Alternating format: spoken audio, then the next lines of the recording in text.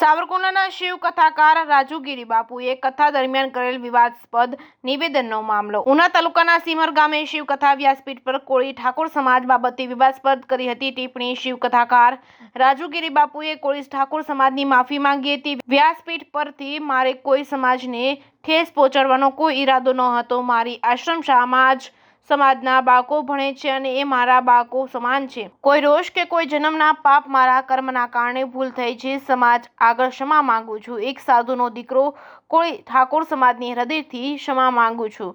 જે case news Gujarati સાથે જૈનિક સુચિત્રા અમરેલી. ઓમ નમઃ શિવાય. હું રાજુ બાપુ શિવ કથાકાર. સિમર ગામ મારી કથા હતી, જે વ્યાસપીઠ માથેથી મારાથી એક અવિવેક થયો છે.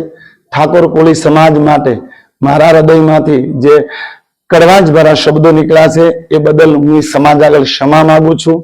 મારા હૃદયમાં કોઈ સમાજને ઠેસ પહોંચાડવાનો ક્યારેય ઈરાદો નથી હોતો. રોષ યા તો કોઈ જન્મના પાપ, મારા કર્મને કારણે આ ભૂલ મારાથી થઈ છે. હું પૂરા સમાજ આગળ ક્ષમા માંગુ છું. આ સમાજ બહુ મોટા હૃદયનો છે. જે સમાજ હારે હું મોટો થયો છું, જે સમાજ હારે હું જીવો છું, જે સમાજના બાળકો મારા વિદ્યાલયમાં મારા બાળકો બનીને રહે છે, એ સમાજ આગળ, ઠાકોર કોળી સમાજ આગળ હું હૃદયથી ક્ષમા માંગુ છું. મારી ભૂલ થઈ છે, મારી ભૂલ થઈ છે.